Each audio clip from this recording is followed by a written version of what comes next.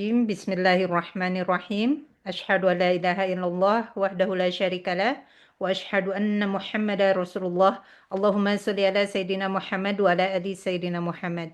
Alhamdulillahirabbil alamin, atas rahmat Allah Subhanahu wa taala kita masih bisa diperkumpulkan kembali di kajian rutin Arauda Paris. Hari ini di kediaman Mbak Rizka. Jazakillah khair Mbak Rizka untuk kesediaannya menjadi host hari ini. Bersama kita sudah bergabung juga Ustadz Kuswandani Muhammad Yahdin yang akan menjadi narasumber kita hari ini untuk membahas tema meraih hikmah dari bencana alam Aceh dan beberapa titik lain di Sumatera yang sedang kejadian saat ini gitu ya. Insya Allah akan dikaitkan tadabbur Quran surat Al-Anfal ayat 25. Untuk mengenal sedikit tentang narasumber kita hari ini, alhamdulillah beliau salah satu guru saya, lulusan dari Gontor, kemudian melanjutkan pendidikannya di Al-Azhar Mesir gitu ya Kang ya. Kemudian masih melanjutkan juga pendidikannya di beberapa universitas di Bandung dan di Jakarta. Dan saat ini kesibukannya selain mengajar di beberapa tempat juga menjadi tim pembimbing umrah di Khalifah Tour Bandung. Masya Allah. Jadi teman-teman yang mau umrah bisa nih gabung sama Kang Dani. Ya, baik Kang, untuk mempersingkat waktu, saya serahkan ruang Zoom kepada Kang Dani untuk memulai kajian kita hari ini. Ya. Baik, bismillahirrahmanirrahim. Assalamualaikum warahmatullahi wabarakatuh. Alhamdulillah, nahmaduhu wa nasta'in wa nastaghfiruh wa na'udzu billahi min syururi anfusina wa min sayyiati a'malina. May yahdihillahu fahuwal muhtad wa may yudlil falan tajid lahu waliyyan mursyida. Asyhadu an la ilaha illallah wahdahu la syarikalah wa asyhadu anna Muhammadan abduhu wa rasul. La nabiyya ba'dah. Allahumma salli wa sallim wa radiyallahu an kulli sahabati rasul ajma'in. Terima kasih atas undangannya Teh Yandian dan sahabat-sahabat semua. Saya nyebutnya di sini sore hari ya, kalau di sana kan siang hari ya. Di hari ini, siang dan sore ini Allah pertemukan ya dengan jarak yang sekian ribu kilometer, tapi bagi Allah sangat mudah ketika kita niatkan bersama-sama untuk menggali, mengkaji sebuah hikmah ya dalam setiap kehidupan, sebagaimana yang diucapkan oleh para kaum mukminin. Mereka tidak pernah bosan untuk mengatakan Rabbana ma khalaqta hadza batila. Ya Allah, ya Rabb, tidaklah engkau ciptakan segala sesuatu itu dengan sebuah kesia-siaan. Pasti ya, selalu ada pembelajaran, selalu ada sesuatu yang bisa kita petik, pemaknaannya, ilmunya, membaca kehendaknya, dan tentu walaupun ini sebuah peristiwa yang bagi kita semua juga rasakan ya, hal yang memprihatinkan, kita layak mengucapkan sebuah bela sungkawa bagi yang Allah izinkan dalam takdirnya ya. Angkanya katanya sudah mencapai 1.000 lebih ya katanya ya. Saya terakhir menyimak itu, ini angka yang tidak sedikit, tapi sekali lagi kita adalah hamba yang tidak pernah boleh untuk kemudian mempertanyakan kenapa Allah takdirkan kok seperti ada sebuah ketidakadilan, misalkan, naudzubillah ya, bahwa segala sesuatu di balik setiap sebuah ujian tentu Allah sedang mengajari pembelajaran yang sangat besar bagi yang membacanya, bagi yang membangun perenungan di balik setiap peristiwa, bagi yang berusaha untuk terus mengambil hikmahnya. Tentu saja tidak semua punya kesanggupan untuk atau punya keinginan untuk mengambil hikmah. Yang ada bisa jadi saling melempar kesalahan, saling mengecam, saling memaki, saling mencari kambing hitam, siapakah pelaku utama. Betul, kita boleh melacak, mengamati, kemudian bisa juga mencari tahu kira-kira sebab musabab secara hukum syariatnya, dalam arti syariatnya pasti ada sebuah kesalahan yang dilakukan oleh manusia. Namun ketika kita menghadapi sebuah keadaan di mana akibat dari perbuatan manusia itu kemudian membuat sebagian kalangan yang tidak melakukan kesalahan yang sama menanggung akibatnya, ini pun layak ya kita petik ada apa di balik ini semua. Banyaklah insya Allah para ulama juga dari kalangan kita di negeri Indonesia ini yang kemudian juga bisa mengambil pembelajaran dan hikmahnya. Tapi rasanya ya kalau kita terus membaca dan membuka ayat demi ayat yang Allah firmankan, rasanya ya yang harus kita kemudian hadirkan dalam perenungan kita itu adalah, ya Allah, apa pesan yang Engkau hadirkan melalui sebuah musibah di negeri kami ini, yang kemudian kami nih, yang kita yang ada di luar negeri, di luar tempat di mana musibah terjadi, itu kemudian bisa merasakan, bisa kemudian berkiprah dan melakukan sesuatu yang bermakna bagi diri dan orang lain. Ini yang layak ya untuk terus kita renungkan bersama. Saya memulai dengan sebuah petikan ayat ya. Sebentar sambil saya coba join di tabletnya sebentar. Ini bisa di-share ya dari sini juga ya. Di file lainnya. Bisa ya? Oh bisa, aman ya. Bisa langsung, Kang. Oke, saya langsung. Jadi ada satu ayat yang jadi landasan untuk kita semua yang kita gali bersama. Kalau kita buka di tadi apa surat Al-Anfal ya, ayat 25. Yang menarik sebetulnya begini, Allah itu tidak pernah bosan ya, bukan tidak pernah bosan, maksudnya dengan sangat indah gitu, membuat ayat demi ayat itu, yang kemudian setiap awal dari sebuah ayat itu menggunakan satu kata, satu kalimat yang sama, yang kita sebut sebagai kalimat basmalah. Dari sejak Al-Fatihah sampai An-Nas. Kecuali satu surat ya, surat yang ke-9. Itu Allah tidak memulai dengan kalimat basmalah. Ada yang memahami bahwa setiap kalimat yang diawali dengan basmalah dalam sebuah surat, ibarat kalau kita menerima kiriman surat dari orang yang kita kenal, dari orang yang kita kasihi, kemudian kalimat pertamanya itu sebuah ungkapan kasih sayang, kita kan bisa mengatakan bahwa isi kandungan surat itu pasti terkait dengan sebuah bentuk kasih sayang Allah. Itu ya. Jadi setiap surat apapun, kecuali surat yang ke-9, surat At-Taubah itu, saya bisa katakan bahasanya adalah surat yang Allah sedang ingin menegur hamba. Surat yang dimana Allah sedang tidak suka kepada perbuatan sang hamba. Karena di situ memang konteksnya ayat itu atau surat At-Taubah itu di awal ayat berbicara tentang kemurkaan Allah, marahnya Allah Ta'ala ketika melihat kaum kafir Quraisy itu melanggar perjanjian. Jadi Allah langsung di situ di awal ayat itu menyatakan ketidaksukaannya.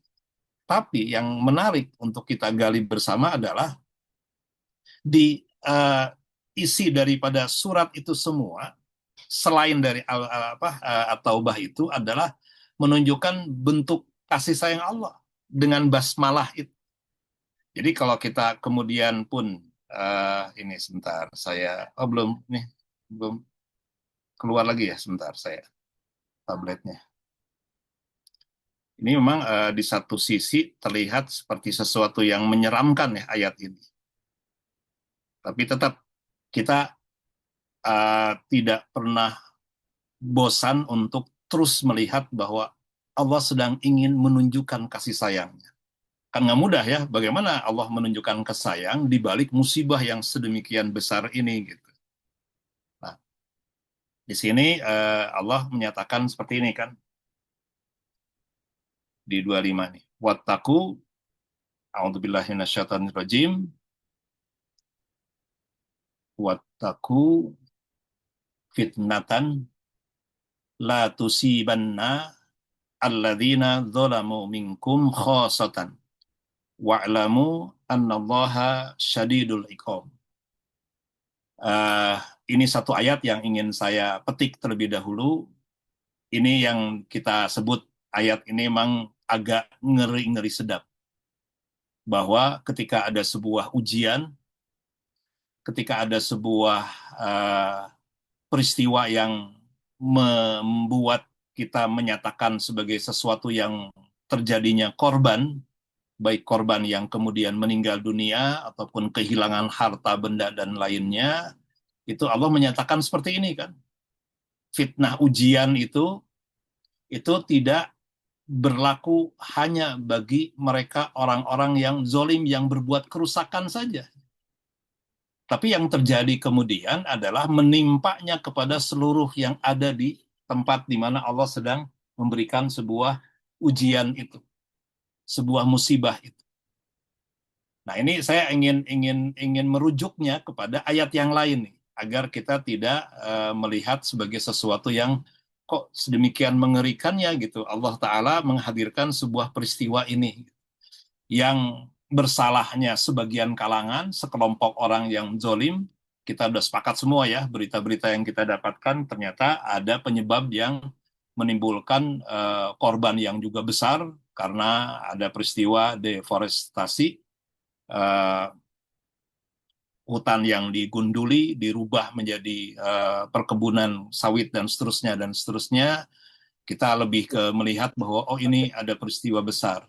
Ini sebuah musibah yang menimpa negeri kita. Tentu Allah sedang ingin melihat kan pertama bahwa ada kezoliman. Allah ingin menunjukkan kepada kita ada sebuah kezoliman. Tapi Allah juga menunjukkan kepada kita di balik sebuah kezoliman itu ada sekian banyak korban gitu. Yang korban itu bisa menimpa orang-orang yang memang berbuat zolim atau korban itu justru menimpa orang-orang yang mungkin tidak terfikirkan mereka untuk berbuat kerusakan kan. Tapi apa yang membuat mereka kemudian ikut merasakan menjadi korbannya? Nah, kalau kita merujuk kepada peristiwa atau kepada referensi hadis-hadis terkait dengan korban terkena banjir, korban terkena atau tenggelam disebabkan oleh tenggelam, kan juga sebuah kesyahidan. Jadi saya tidak melihat ini menjadi sesuatu yang kecil ya, tetap ini peristiwa besar, peristiwa yang kita layak prihatin, tapi juga kita tetap tidak boleh meninggalkan keyakinan kita atas kemurahan Allah tadi. Jadi saya ingin memastikan bahwa ayat ketika Allah menyatakan kalimat yang tampaknya seperti sesuatu yang tidak nyaman kita baca ya, agak mengerikan lah istilahnya itu, bahwa musibahnya tidak selalu menimpa kepada orang yang zolim saja, peristiwa akibat kezoliman mereka, tapi juga menimpa orang-orang yang tidak punya akses berbuat kezoliman tersebut, tapi Allah izinkan hadir. Jadi kita mengambil hikmahnya adalah apa pembelajaran besarnya. Saya ingin membandingkan dengan ayat yang lain, surat Al-Baqarah, dari ayat yang barusan ya, yang juga awalnya memang tampaknya juga agak agak ngeri-ngeri sedap bahasanya. Ini sering dibahas terkait dengan peristiwa musibah ya. Teh Yandian, kalau ada sesi tanya jawab dikabari ya berapa menitnya, saya mau menyampaikan pancingan dulu saja. Baik, Kang. Jadi 155 ini juga sama, ini ayatnya juga sama-sama agak ngeri-ngeri sedap sebetulnya gitu. Jadi Allah menyatakan ini sebuah ayat yang diawali dengan satu, kalau dalam bahasa Arab itu kalau kita punya kesempatan menggali bahasa ya, Allah itu indah ya mengungkapkan kata itu. Di balik keindahannya itu juga agak kengerian memang.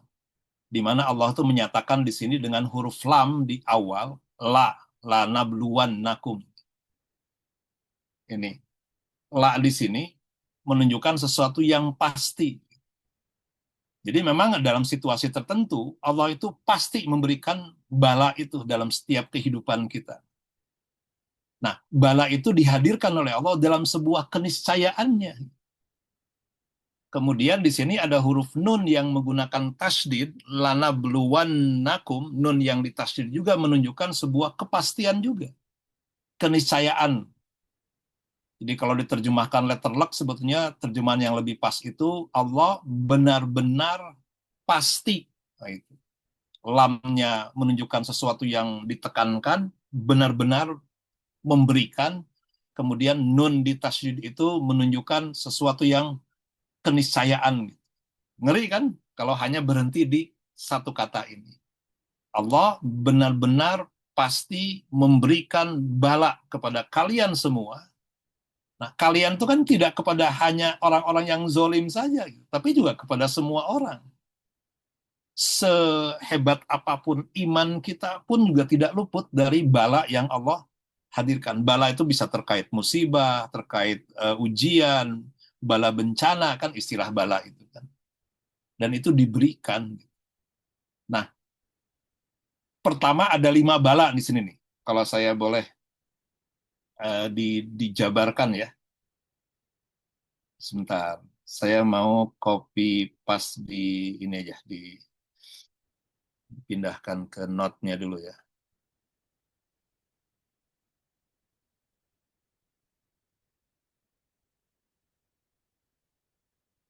Sebentar, ini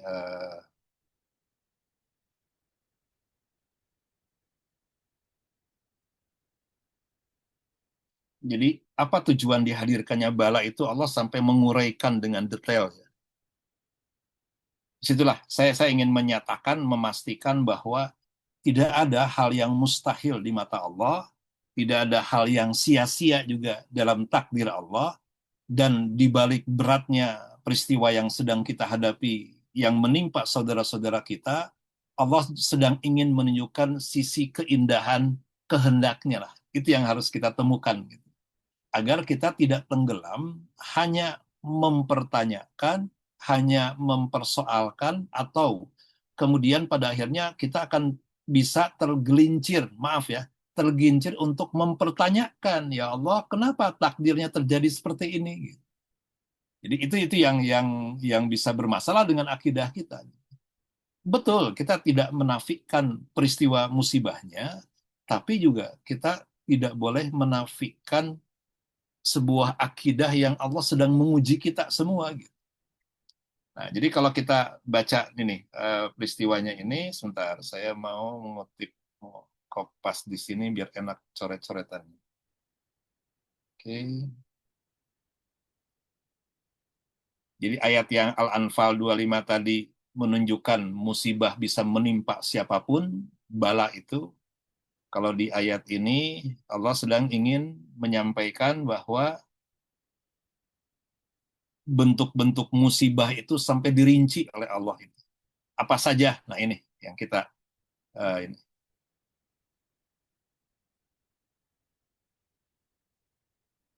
Cuma saya ingin menarik ada hal yang unik di ayat ini ya. Mungkin bagi sebagian kalau ada yang pernah mengikuti kajian pernah dibahas juga sih. Tapi nggak apa kita ada berapa musibah di sini bala yang dihadirkan Allah. Pertama al-khauf ya. Ini. Yang kedua al-ju. Ini agak sedikit unik karena bentuk bala itu seperti remeh gitu ya. Ketakutan mungkin iya, itu agak ngeri, takut. Cuma takut ini juga terkait bisa tentang masa depan, bagaimana masa depan negeri ini, misalkan, bagaimana masa depan keluarga kita, bagaimana masa depan, kan ketakutan ya. Allah tuh mempergilirkan kepada kita 5 jenis bala sebetulnya.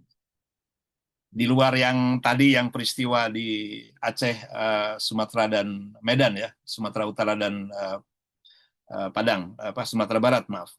Kemudian naksi minal amwal, kekurangan harta, kekurangan jiwa, dan kekurangan samarot. Ini 5.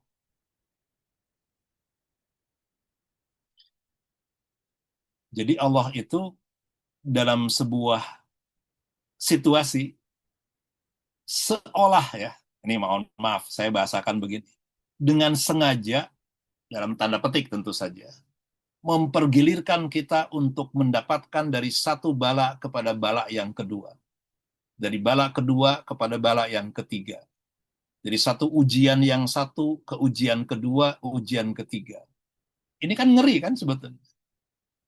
Dari sebuah ketakutan, kemudian lapar. Lapar itu sebenarnya menjadi sebuah bala yang menggelincirkan kita kalau lapar itu diperluas maknanya. Jadi kita kan lapar sedikit nggak ada masalah ya, sepertinya ya. Tapi bayangkan ada orang yang diberi kondisi di mana tidak mampu makan dan minum yang berkepanjangan. Nah, yang terjadi di negeri Sumatera sana, negeri kita, itu ada sebagian yang wafat karena kelaparan juga kan. Agak ngeri itu. Tapi juga lapar itu juga ini, punya sebuah makna yang lain. Alju ini, selain maknanya lapar, ada orang diuji dengan keinginan.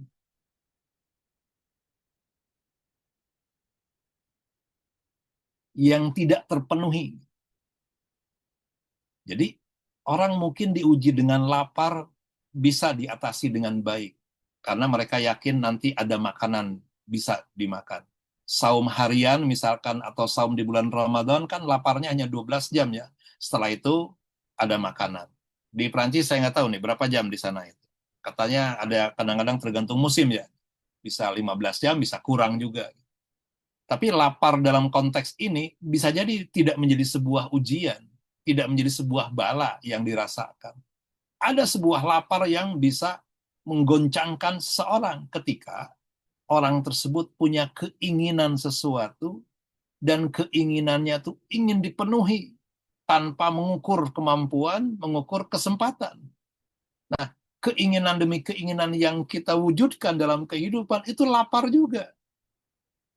Nah, itu ini mohon maaf jadi agak melebar ya terkait peristiwa di Sumatera dengan cuma saya ingin mengaitkan bahwa bala itu jangan sampai hanya berhenti di sebuah peristiwa di depan mata kita terkait dengan sesuatu yang disebut kehilangan. Kehilangan tanah, kehilangan kendaraan, kehilangan. Tapi di balik kehilangan kemudian ketika ada sebuah keinginan yang kalau keinginannya tidak diiringi dengan kemampuan dan kesempatan, kemudian dia memaksakan diri, itu jadi bala juga. Kita, kalau boleh mengaku, kan juga sering diperbudak oleh keinginan-keinginan kita ya. Nah itu yang ini. Jadi al-khauf pertama adalah ujian pertama ketakutan kita, baik tentang masa depan, ketakutan tentang masa lalu, itu juga sebuah bala. Ini saya ingin memperluas makna bala atau ujian atau musibah itu dengan konteks surat Al-Baqarah ini ya. Kemudian yang berikutnya adalah naksi minal amwal, kekurangan harta. Ini kalau dikembalikan pada peristiwa Sumatera kan mencakup hampir semua ya. Ketakutan, ada laparnya, tentu saja secara fisik juga lapar, secara keinginan pun mereka tentu ingin terbebas dari peristiwa itu, ingin kembali seperti sedia kalanya tentu saja. Gitu. Tapi kemudian kekurangan harta jelas ya, akibat peristiwa kehilangan banjir bandang itu kan mengalami tentu saja secara finansial juga. Nah, kekurangan jiwa juga benar. Nah ini, jiwa itu terkait dengan kematian seseorang kan. Dan yang terakhir adalah kekurangan buah-buahan. Ini juga sebetulnya, kalau boleh diperluas maknanya, apa yang menimpa saudara-saudara kita di Sumatera, itu juga sebetulnya bisa jadi ujian yang sama menimpa kita di negeri kita atau di tempat di mana kita berdiam sekarang. Jadi peristiwa yang ada di depan mata kita, berita yang kita baca, yang kita amati, yang kita tafakuri, ada apa di balik semua peristiwa ini, seyogianya juga ditarik ke dalam diri kita semua.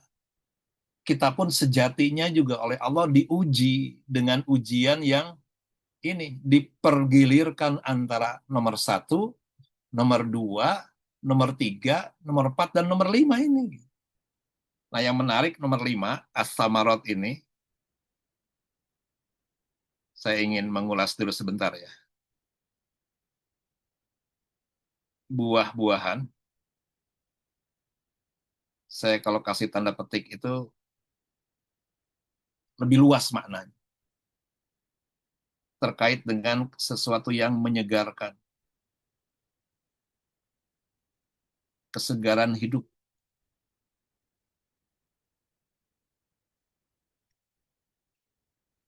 Maka ketika Allah sedang memberi bala kepada kita, ini berkaca dari peristiwa yang dialami oleh saudara-saudara kita di Sumatera ya, yang ketika bala itu menimpa kita semua, kita melihat bahwa kita pun diuji oleh Allah dengan dihadirkan kesegaran hidup kita yang diambil oleh Allah sesaat. Sepakat nggak? Kita tanya nih. Jadi kadang kita kering aja setelah sholat kok hambar gitu. Sambil menjalankan aktivitas sehari-hari kok hidup ini hampa. Itu buah-buahan yang sedang Allah cabut sebetulnya. Kalau boleh diperluas. Itu bala yang sedang Allah izinkan hadir di dalam kehendaknya, dalam garis takdir hidup kita yang sedang Allah angkat. Nah, dari bala berbentuk buah-buahan, tadi jiwa juga bisa bermakna kehilangan saudara kita, atau kita merasa kering gitu, jiwa kita merasa kosong gitu. Kalau kurang harta, mestinya sepakat semua ya, selalu merasa kurang terus ujian kurang harta itu. Selalu ada ketidakpuasan dengan apa yang kita pegang hari ini. Ya Allah, kok saya masih gimana ya, kebutuhan kok masih kurang ini. Saya pengen ini, pengen itu, pengen ini. Lapar tadi, keinginan. Kita kadang menyimpan ribuan keinginan yang ketika kita sadari untuk mewujudkannya ternyata kesulitan. Tapi semakin banyak keinginan yang kita simpan dalam list hidup kita, semakin berat sebetulnya masalah kita. Makanya tadi saya katakan kita sering diperbudak oleh keinginan-keinginan kita. Tapi kan Allah hadirkan semua peristiwa ini kan.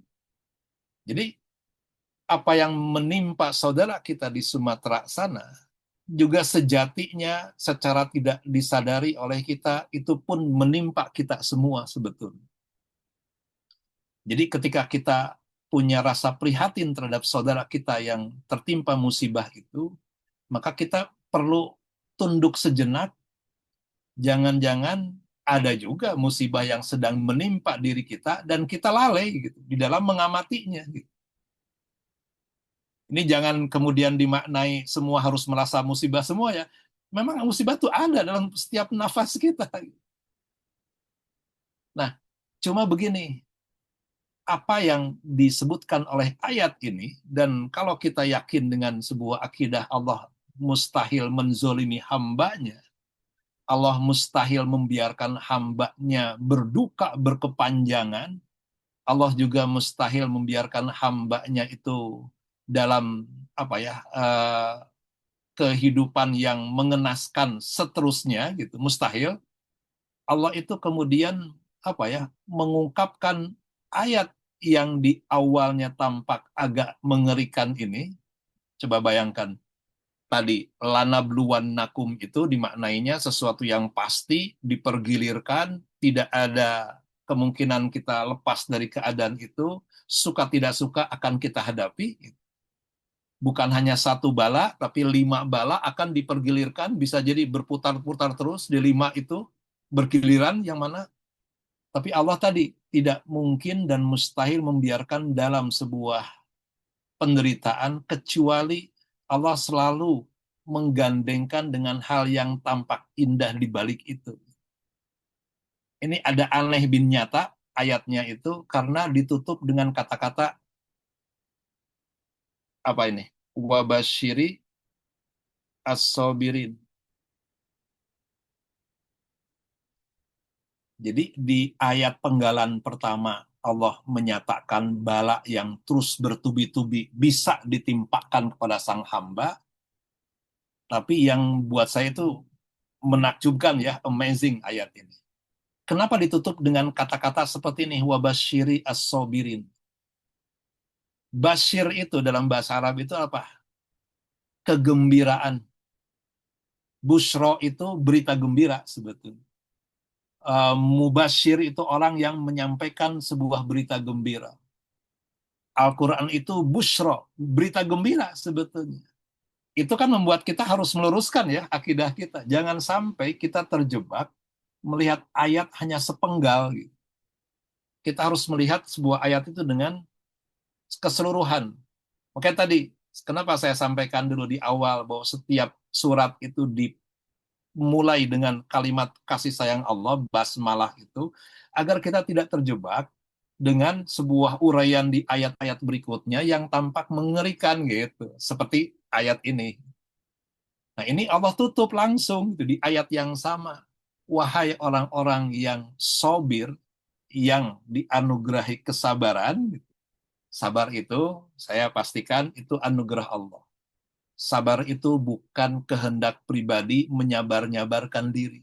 Nggak akan pernah berhasil. Coba aja.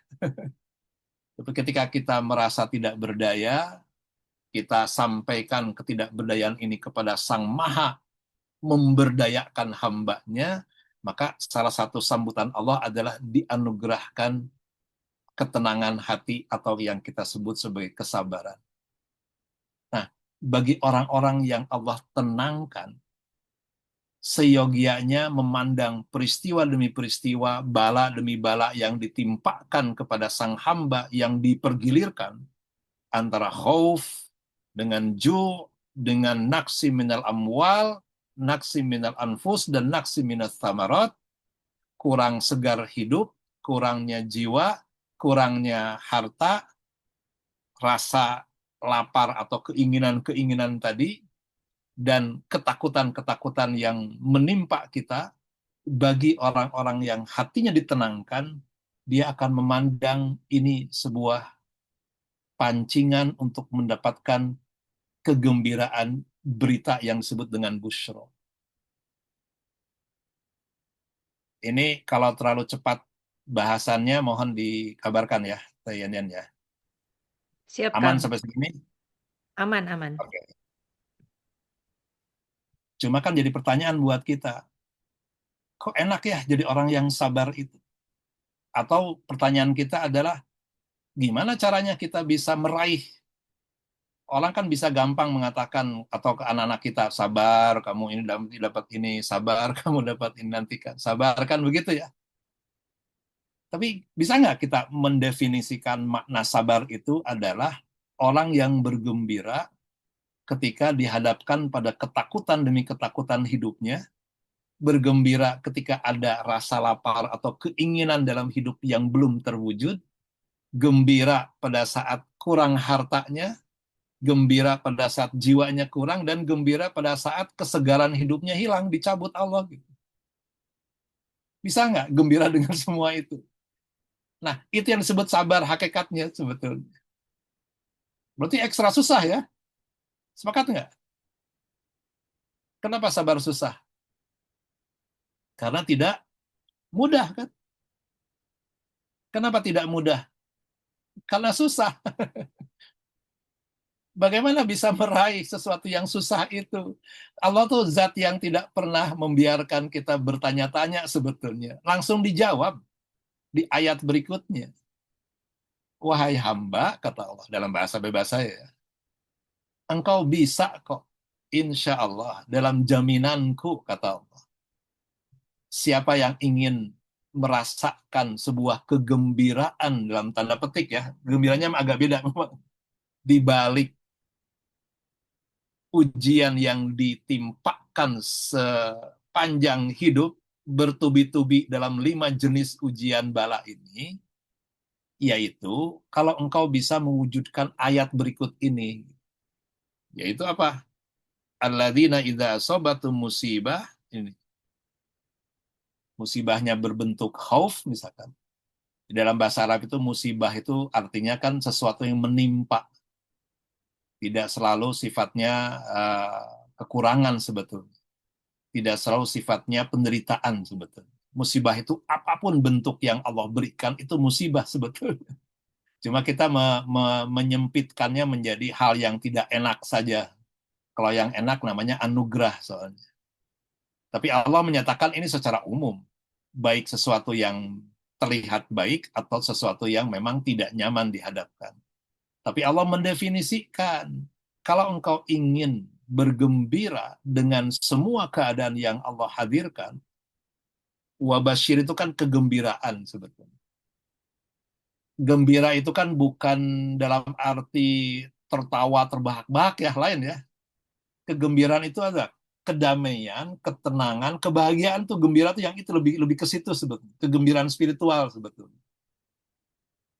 Yaitu ketika engkau mendapatkan semua keadaan di atas, engkau katakan gitu. Ini kan kalimat yang lazim kita biasa baca ya. Inna lillahi wa inna ilaihi roji'un. Jadi siapapun yang mendapatkan peristiwa musibah itu, baik yang menimpa kita semua musibah atau yang menimpa saudara-saudara kita, itu sejatinya sesuatu yang memancing kita untuk kemudian apa coba? Menyatakan dengan tegas, ya Allah, ini semua hakikatnya milikmu semata. Engkau yang mengambil, engkau yang memberikan. Engkau yang mengambil, tapi juga engkau yang akan menggantikan. Ingat ya, peristiwa tsunami Aceh itu kan bukan berarti hilang segalanya dan rusak semuanya kan. Kan kalau Allah berkenan mengganti, ya digantikan dengan kehidupan berikutnya kan. Walaupun memang ada peristiwa yang tidak mengenakan gitu. Tapi di sini sebenarnya ada sesuatu yang layak kita renungkan gitu, bahwa oke, kita memang akan kehilangan sebagian besar, terutama saudara kita yang kehilangan. Tapi mari kita melihat itu juga, kalau ada keluarga lah yang ada di sana, dari saudara-saudara, sahabat-sahabat semua, berikan mungkin ya, yang bisa kita lakukan adalah memberikan sebuah pengharapan besar bahwa bagi Allah sangat mudah menggantikan sesuatu yang luput, sepanjang ada sebuah akidah di sini yang sedang ditegakkan. Ya Allah, ini semua lillahi, milikmu semata. Wa inna ilaihi, dan dengan hadirnya peristiwa ini, ya Allah, tiada lain adalah cara engkau menarik hamba-hambamu. Jadi saya tadi meyakini ya, orang-orang yang diwafatkan oleh peristiwa musibah seperti ini, Allah menggantikannya dengan sebuah kesyahidan. Itu kita harus pegang. Seperti kita prihatin ya dengan bangsa Palestina yang dizolimi oleh Zionis Israel itu, Yahudi itu, ketika mereka wafat kena bom dan lainnya, Allah menyiapkan penggantian yang indah ya di alam barzahnya itu. Nah, kita pun layak melihat itu ya di negeri kita yang terkena musibah sampai ada kematian yang menimpa mereka. Allah sudah siapkan sebetulnya di alam barzah mereka itu sebuah kebaikan. Itu yang kita juga agar apa ya, mohon maaf, tidak berlarut-larut kemudian menangisi. Tapi ya ini peristiwa yang ada di depan mata kita yang layak kita renungkan bersama kan. Jadi di situ Allah sedang ingin menunjukkan sesuatu ini. Tidak mungkin ini sia-sia. Nah ini. Kemudian dibalik sebuah kesabaran yang insya Allah dianugerahkan kepada orang-orang yang yakin dengan akidahnya bahwa tidak ada hal yang luput dalam kacamata Allah, dan tidak ada sebuah kesia-siaan yang Allah berikan di balik ujian besar ini. Allah sedang ingin menunjukkan bahwa semua miliknya dan kembali kepadanya. kembali kepadanya itu kan membuat kita harus kembali kepada Allahnya gitu. Dan saya yakin ya, walaupun kita tetap terus berikhtiar semampu kita dengan doa kita atau dengan sumbangan yang bisa kita berikan, yang kita bisa mampu meringankan beban mereka, tapi juga kita perlu hadir juga untuk terus memastikan bahwa mereka itu akan Allah gantikanlah di balik peristiwa kehilangan itu dengan sesuatu yang bagi Allah sangat mudah dihadirkan. Nah, ayat ini menguatkan sebetulnya. Ini maaf, saya mengutip ayat untuk memancing diskusi ya. Ditutup lagi dengan ayat yang lebih kuat. Allah menyatakan merekalah orang-orang yang ketika mendapatkan musibah itu mendapatkan solawat. Apa solawat di sini? Ini bukan solawatnya Rasulullah saja ya, makna solawat itu. Tapi Allah pun menyampaikan solawat kepada mereka yang ketika mendapatkan dari sebuah musibah demi musibah yang menimpanya, dalam wujud apa?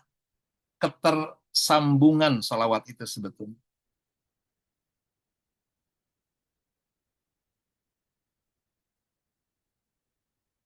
Nah, yang saya sebut begini.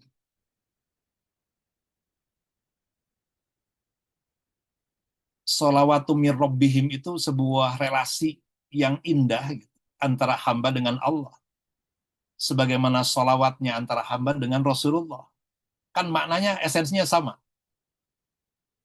Walaupun antara hamba dengan Allah lebih kuat kalau diungkapkan dengan istilah sholat. Gitu. Tapi makna sholat dan sholawat dalam satu akar yang sama sebetulnya. Sebuah ketersambungan. Kalau orang sudah disambungkan dengan melalui uh, apa syariatnya sebuah peristiwa musibah itu Allah tuh menunjukkan sebuah jarak yang sangat dekat dengan hamba.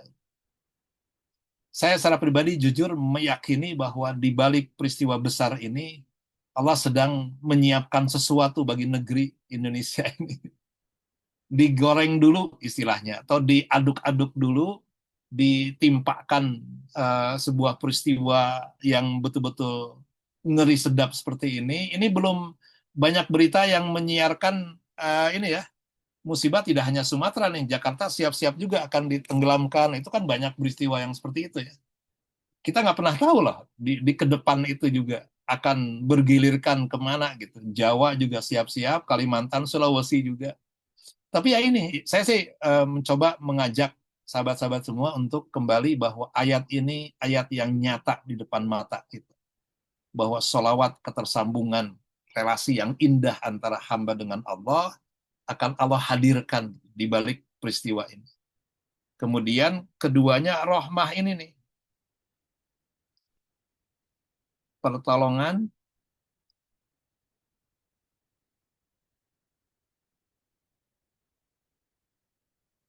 kemudian orang-orang yang ditunjuki.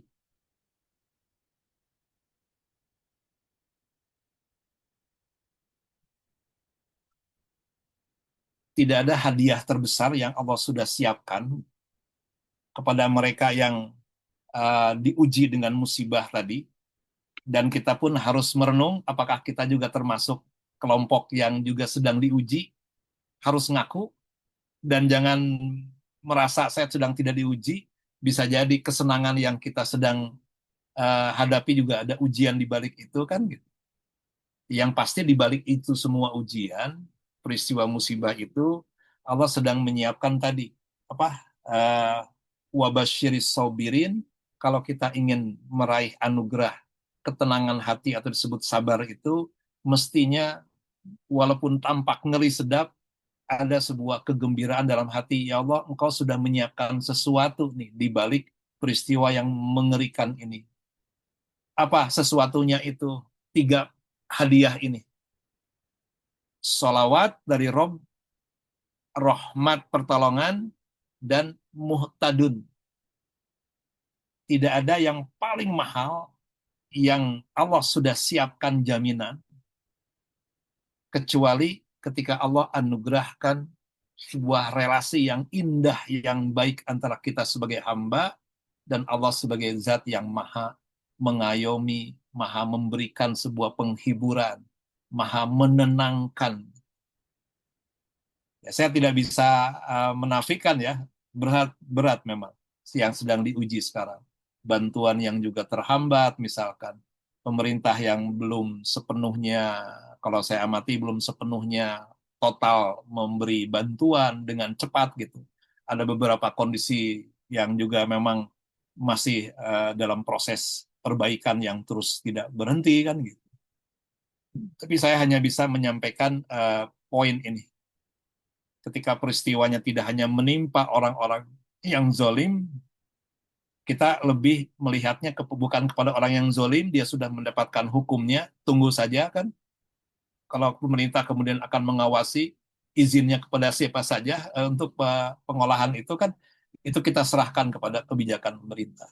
Tapi ketika kita sebagai individu hari ini membaca ayat dan membaca peristiwa yang sedang kita hadapi ini, Allah menawarkan tidak mungkin kok insya Allah, nah itu bahasa saya ya, membiarkan mereka di dalam kedukaan yang berkepanjangan.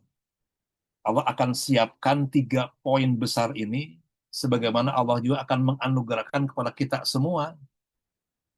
Nah justru kalau hari ini nih, kita yang di luar negeri, bukan negeri, di luar Sumatera, bahkan jauh di Prancis sana, tidak merasa ada ketersambungan, tidak merasa Allah itu menolong setiap nafas kehidupan, dan juga belum merasa kok Allah sedang tidak menunjuki hamba, nah, kita jauh harus lebih prihatin.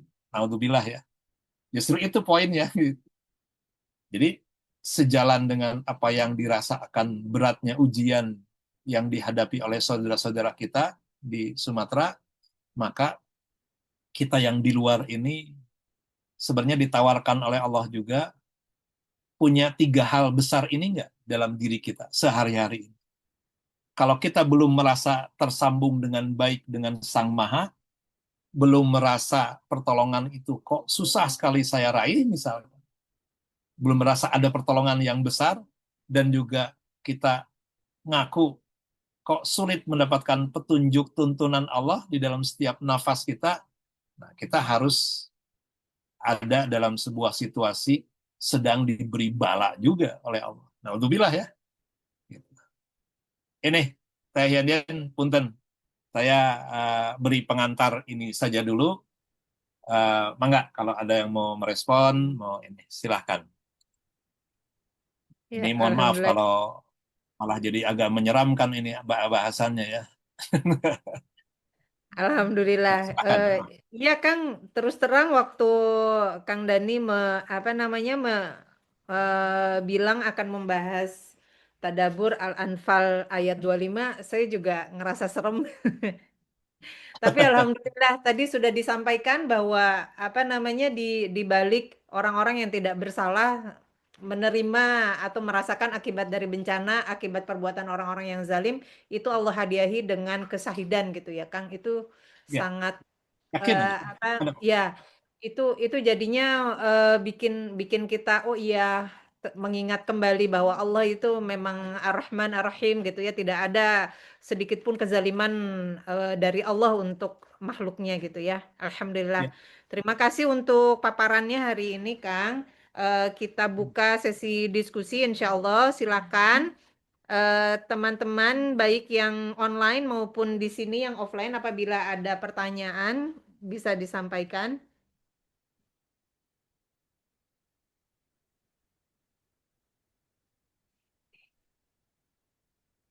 Enggak, kalau ada.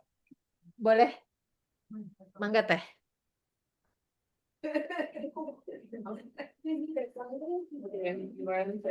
Oh, Assalamualaikum warahmatullahi wabarakatuh. jelas Kang? Pak Waalaikumsalam. Ustadz, jelas ya. Ya, Sebagaimana saya dengan Neti berhubungan dengan Suji tadi masalah bencana dalam keseluruhan di beberapa titik di Indonesia. Sekarang bencana menimpa saya, misalkan apakah ini musibah, bencana, atau ujian untuk bersabar, karena tadi dibahas masalah bersabar juga, dengan situasi di rumah tangga, misalkan suami saya yang banyak sakitnya, sering sakit, atau sering mengeluh dan sebagainya. Saya sih bersabar, tapi kadang, aduh, gimana gitu ya. Nah, ini maksudnya musibah, bencana, ujian, atau gimana? Itu aja. Terima kasih. Ya, Assalamualaikum warahmatullahi oke. wabarakatuh. Waalaikumsalam. Silakan Kang, Allah itu maha kreatif ya. kreatif. Kreatif tuh gini, Allah maha kreatif sekaligus maha bijaksana sekaligus maha kuasa atas segala sesuatu. Maha kreatif itu dalam artian begini, sebuah musibah itu bisa memiliki dua wajah, saya sebut begitu ya, simpelnya. Satu disebut azab, kan dari sesuatu yang ngerikan ya. Satu disebut ujian kesabaran. Nah, saya bisa katakan kepada orang yang dekat dengan Allah, ketika mendapatkan musibah dalam bentuk tadi, kena banjir, kena kehilangan harta dan sebagainya, bahkan keluarganya diwafatkan oleh Allah, disyahidkan lah, saya sebut begitu. Itu sebuah ujian kesabaran, mengokohkan keyakinan tetap bahwa ya Allah ma khalaqta hadza batila. Tapi bagi orang yang zolim tadi, itu azab. Tapi azab itu sendiri Allah hadirkan di bumi ini, dunia ini, sebagai pembersih atas dosa-dosanya sebetulnya. Artinya bahwa ketika ada seseorang karena kezolimannya celaka, itu membersihkan jiwanya sebetulnya. Dalam kacamata hakikat itu Allah sedang memberikan kasih sayangnya melalui azabnya itu. Tapi bagi orang yang punya iman, peristiwa yang sama itu mengokohkan keimanannya sebetulnya. Karena bagi Allah, dengan adanya iman kepada hari akhir, tidak menjadikan dunia ini segalanya. Di dunia seperti umurnya pendek, misalkan usianya nggak banyak, baru lahir 5 tahun kena bencana musibah banjir tadi, wafat di dunia. Tapi Allah kan sudah menyiapkan alam barzah yang jauh lebih panjang dan kehidupan surga di alam barzah itu ada. Orang-orang yang syahid itu dengan musibah seperti ini, itu ada ditempatkan pada sebuah negeri atau sebuah keadaan yang baik. Kan kita sebut sebagai kenikmatan kubur. Nah, itu yang tidak boleh kita nafikan ya. Nah, itu. Nah, terus kembali ke tadi pertanyaan Mbak siapa? Saya lupa. Nggak, Teh Neti, Teh Neti ya. Terkait ujian yang menguji rumah tangga. Ya, tugas orang istri kan memandang, misalkan ini contoh kasusnya ya, suaminya tidak taat, misalkan suaminya menguji kesabarannya, ya bayangkanlah ya jaminan surganya seorang Siti Asiyah gitu. Ini contoh kasus aja ya, ekstrim memang. Ketika berhadapan dengan suaminya Fir'aun itu, ya tugas kita kan bukan merubah orang ya, bukan membuat orang tuh menjadi beriman tidak beriman. Itu kewenangan sepenuhnya Allah Ta'ala. Hari ini ditakdirkan misalkan pasangan kita tidak punya atau tidak taat dengan aturan Allah, ya tugas kita hanya menyeru saja, mengingatkan, menyeru, memberikan keteladanan, menyampaikan kebaikan, bahwa ada satu saat Allah kemudian merubah hati manusia, itu sesuatu yang sudah Allah siapkan jaminan.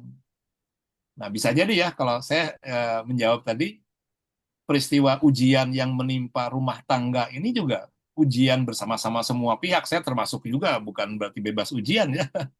Tapi itu untuk memastikan bahwa keyakinan terhadap yang maha memberi hidayah itu masih kokoh enggak.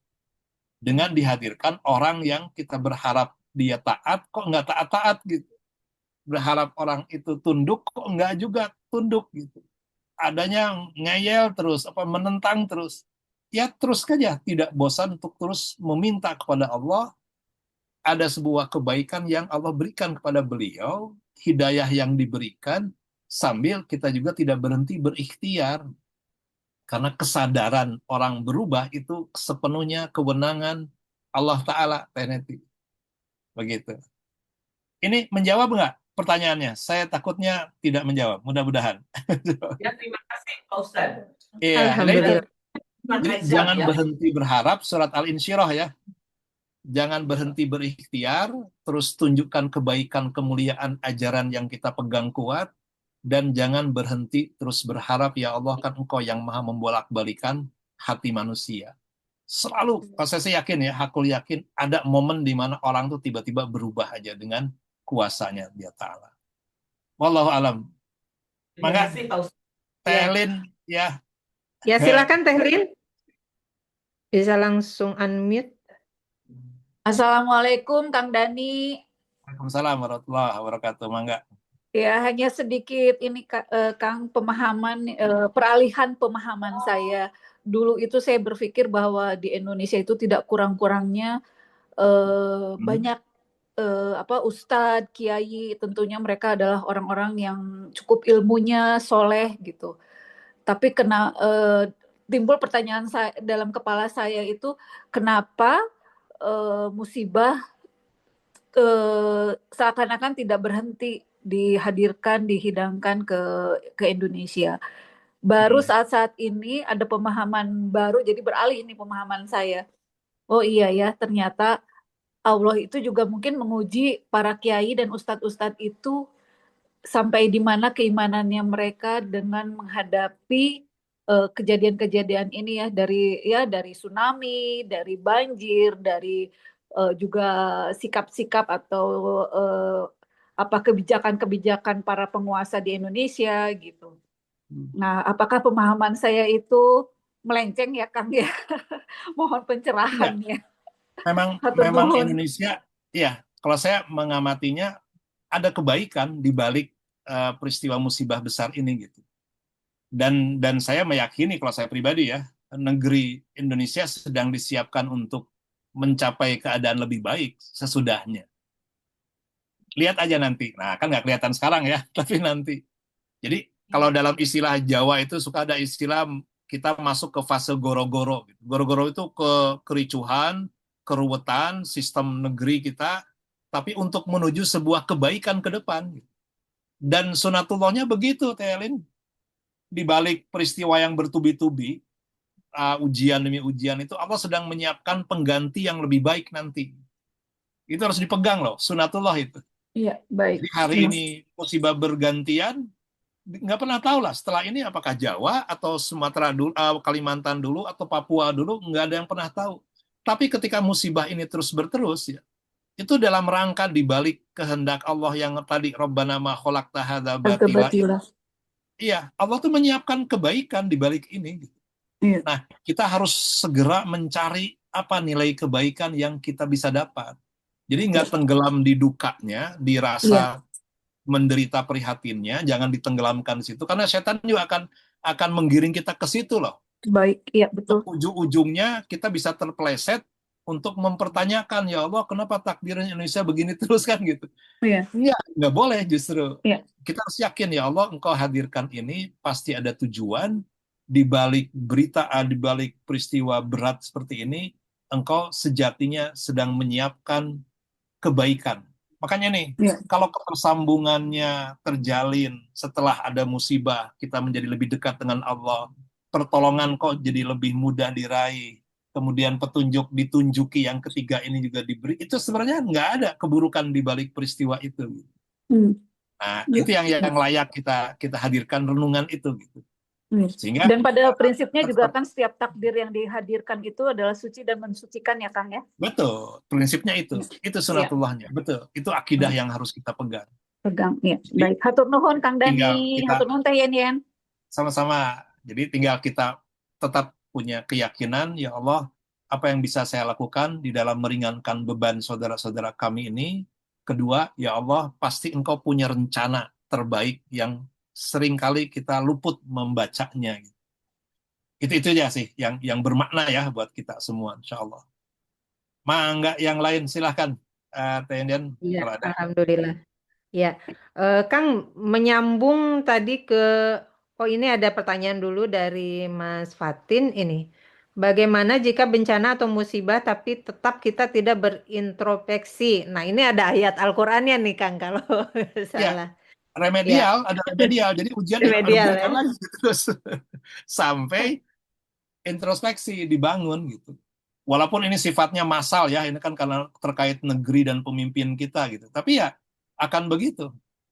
Sampai Allah kemudian hadirkan negeri berikutnya lebih baik gitu.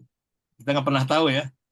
Nah, jadi ini bencana atau musibah ini sesuatu yang tidak bisa dihindarkan, kita layak menerima atau tidak wajib siap menerima semua keadaan itu. Kalau tidak ada introspeksi di antara kita, berarti kan bagi yang tidak berintrospeksi akan diuji dengan hal yang lain, di remedial, Mas Fatin.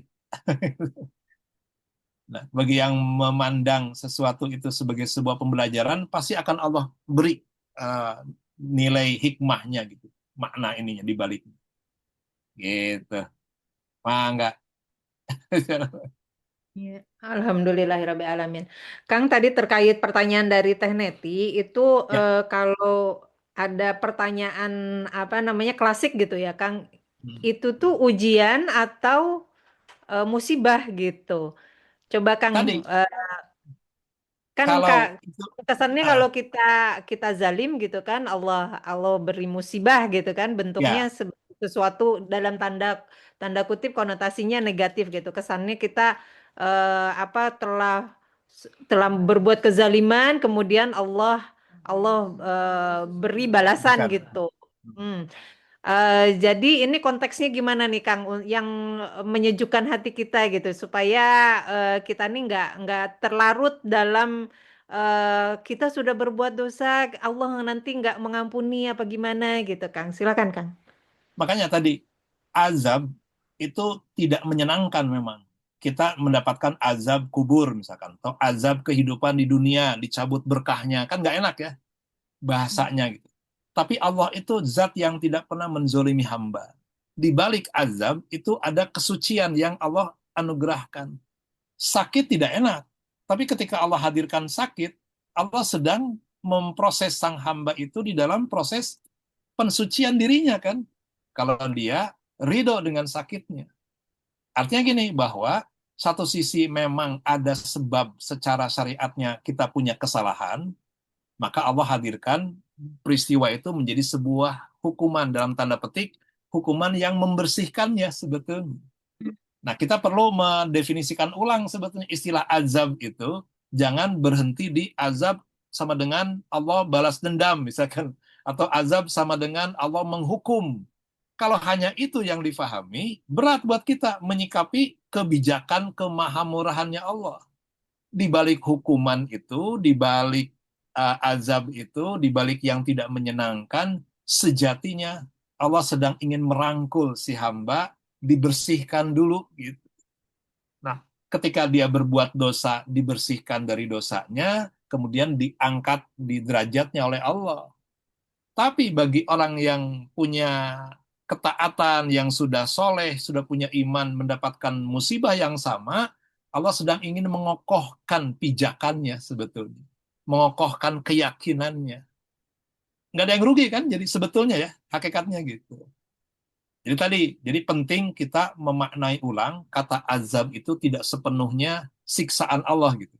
Tapi azab itu adalah sesuatu yang Allah hadirkan dalam rangka membersihkan dari segala ketidaktaatan, membersihkan dari segala ketergelinciran dosa, kesalahan, agar murni dia berbuat dosa lagi, diberi azab lagi, dimurnikan lagi. Di alam dunia belum selesai, alam kubur ada azab juga, dimurnikan juga. Nah, itu yang membuat akhirnya orang tidak lagi mengatakan, ya Allah, engkau tidak adil. Oh tidak, Allah seadil-adilnya di situ. Justru wujud keadilan Allah itu yang jarang atau yang tidak mudah untuk kita tangkap sebagai sebuah kemurahan Allah. Gitu, Teneti. Ya, Alhamdulillahirrabbilalamin. Ya Kang, mungkin oh ada satu lagi. Oh, Bisa nggak ya apa-apa. Kang? Lagi? Saya masih aman kok, tenang. Masih Oke. seperempat jam masih aman-aman. Insya Allah. Ini kan juga tidak untuk dalam rangka menunda sholat ya. Karena ini dalam rangka sedang taklim juga. Nggak apa-apa. Mangga, silakan. Iya. Oh, iya.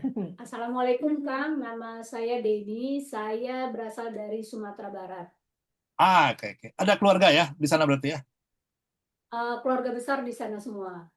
Nah, saya mau bertanya nih Kang, bahwa segala bala tadi itu akan dijawab dengan berita gembira berupa kesabaran. Kita di sini, kita yang hari inilah ya, itu bisa sabar, merasakan sabar, memaknai sabar, mencoba sabar.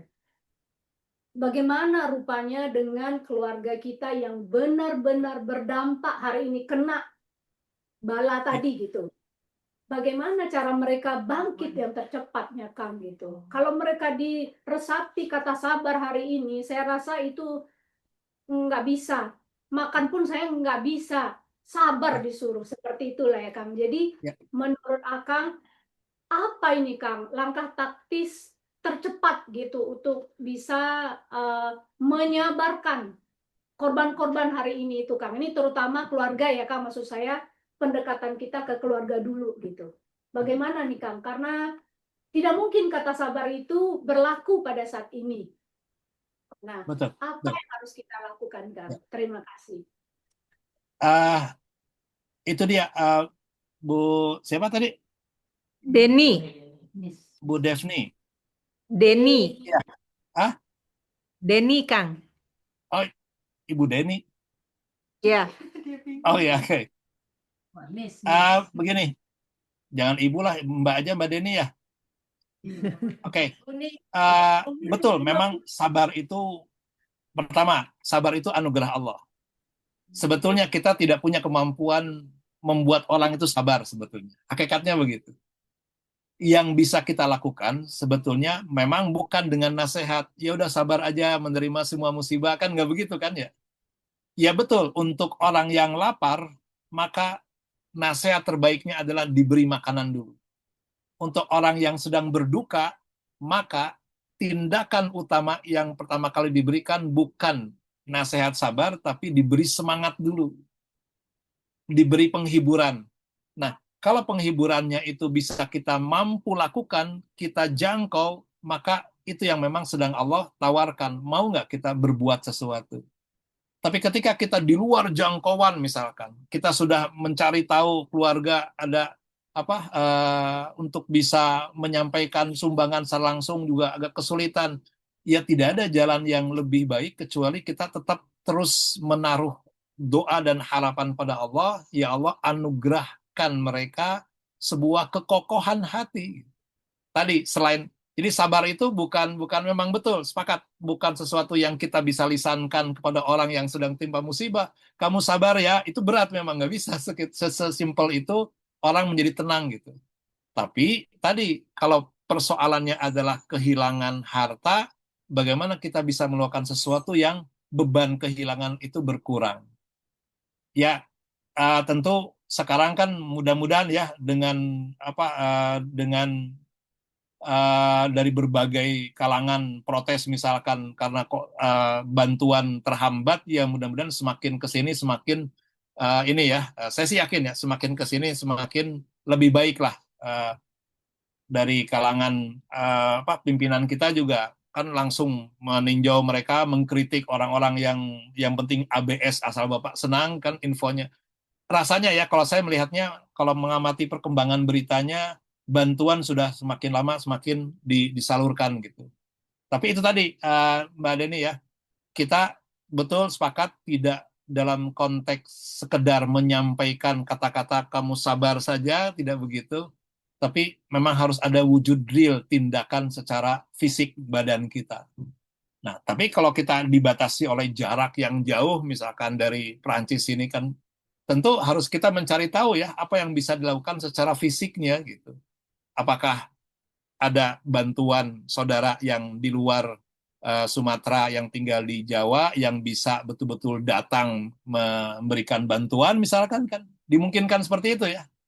Atau ada perkumpulan-perkumpulan keluarga Minang, keluarga Sumatera misalkan yang ada di luar yang terkena dampak yang juga bisa berbuat. Tapi rasanya kalau saya amati berita itu makin ke sini makin insya Allah mudah-mudahan ada kebaikan ya, ada perbaikan lah. Baik secara sistem, cara pemberian bantuannya atau dengan cara lain. Mungkin itu yang bisa saya jelaskan, Mbak Deni. Mudah-mudahan bisa meringankan beban. Dan yang terpenting kan betul-betul ya, Allah zat yang tidak pernah membiarkan hambanya berduka, menderita kepanjangan. Kita harus yakin bahwa pasti ada sebuah kebaikan yang sudah Allah siapkan bagi mereka yang terkena dampak musibah ini. Kita tidak pernah boleh bosan untuk terus menaruh harapan ya, pertolongan Allah pasti akan diberikan. Tinggal sejauh mana kita sabar menanti, menunggu, dan yakin atas semua kemurahan. Itu yang terpenting sebetulnya. Karena bisa jadi musibah berikutnya menimpa kita, entah dimanapun kita berada ya. Itu bukan sesuatu yang tidak sesuatu yang bisa kita menghindar. Kalau qadarullah, Allah memang mempergilirkan. Tapi tidak juga membuat kita ngeri. Waduh, jangan-jangan besok saya nih giliran. Enggak juga. Lagi-lagi kita harus yakin Rabbana ma khalaqta hadza batila. Kedua, yang ingin saya simpulkan adalah adanya sebuah peristiwa ini membuat kita meyakini, ya Allah, innalillah, semua milikmu semata, dan ya Allah, hadirnya peristiwa ini apakah agar ilaihi rojiun atau tidak? Apakah membuat kita kembali kepada Allah atau tidak? Dan yang terpenting adalah di balik semua peristiwa ini, Allah sedang menyiapkan sebetulnya hadiah besar yang luar biasa besarnya. Pertama, adanya ketersambungan yang semakin terjalin, salawat mir rabbihim, si hamba lebih damai, lebih tenang hidupnya, bisa jadi ya. Kita nggak pernah tahu loh. Kemudian pertolongan juga akan Allah pergelarkan, insya Allah, yakin saja. Dan yang terakhir adalah jangan-jangan Allah sedang membersihkan, memurnikan negeri Indonesia ini ke depan akan menjadi negeri yang memang dibanggakan, taat pada Allah dan Rasul-Nya melalui musibah demi musibah yang bertubi-tubi dihadirkan oleh Allah. Insya Allah, kalau saya pribadi tetap meyakini kebaikan itu akan sudah Allah siapkan buat negeri kita, warga negara kita, saudara-saudara kita di negeri Indonesia ini, insya Allah. Demikian Mbak Deni, mudah-mudahan bermanfaat. Di sana masih jam 12, tenang aja lah. 12.22 Kang. Oh, masih setengah Iya. satu, masih aman, tenang. Sok, sama jam 5, ayo. Di sini. Insya Allah di sini juga sebentar lagi menjelang duhur di sini Kang. Oke, Jadi siap. ya, alhamdulillah Kang itu mohon maaf saya sudah kirim via chat di Zoom. Mohon sebagai penutup dari Kang Dani mohon disertakan nama-nama yang sudah dicantumkan dalam doa bersama. Mana di Zoom-nya? Kok nggak lihat saya? Di chat Zoom Kang, di Oh, ada private. baru masuk. Oke. Mana? Sebentar. Oh, di ini ya, di privatnya ya. Saya nggak lihat Ya. privat tadi. Oke. Baik, kita akan sampaikan doa kita pada Allah Ta'ala. Harus dihadirkan keyakinan ya, karena doa itu akan berbarengan dengan pengabulannya sejauh kita meyakini atas apa yang sudah Allah jaminkan. Mari kita doakan secara khusus ya untuk keluarga, pertama kepada keluarga Rizka Nadia.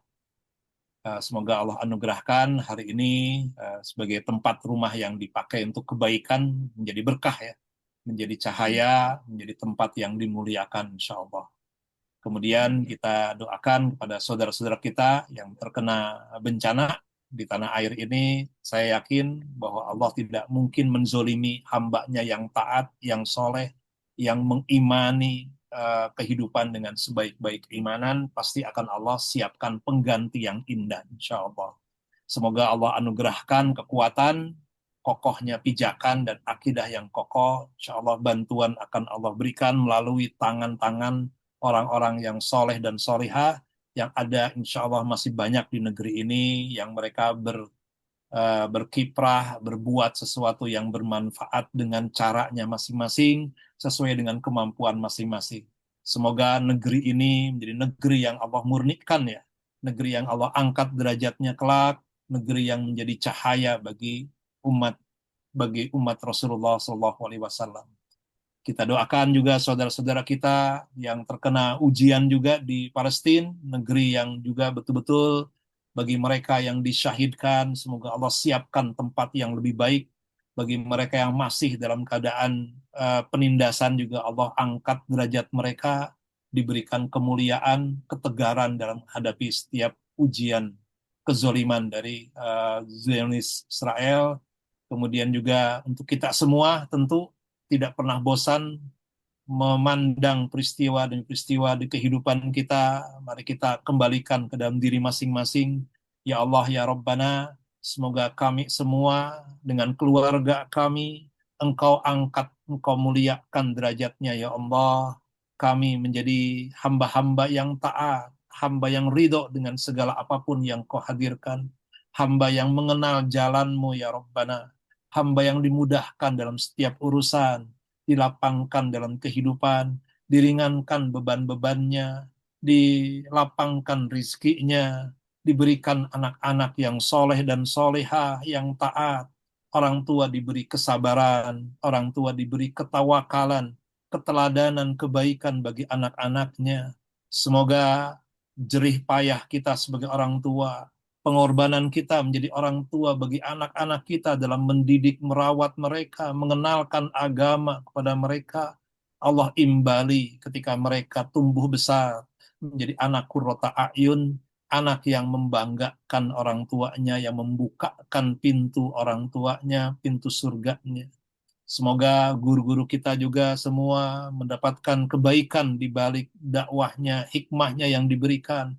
Allah lampahkan rizkinya, Allah mudahkan urusannya, diberikan cahaya dalam kehidupannya. Untuk orang tua kita yang masih bersama kita, juga tidak pernah bosan kita terus kirimkan doa dan harapan. Semoga Allah anugerahkan keselamatan lahir batinnya, usia yang semakin berkah, dan husnul khotimah. Kepada yang telah mendahului kita semua, orang tua kita, pasangan, mari kita kirimkan doa juga, ya Allah. Semoga mereka mendapatkan kemuliaan di alam kuburnya, diangkat derajatnya, diampuni segala dosa dan kesalahannya. Untuk semua doa dan harapan, mari kita iringi dengan berkahnya Ummul Kitab dan salawat kepada baginda mulia. Allahumma salli ala Sayyidina Muhammadin wa ala ali Sayyidina Muhammad bibarakati Ummil Kitab Al-Fatihah.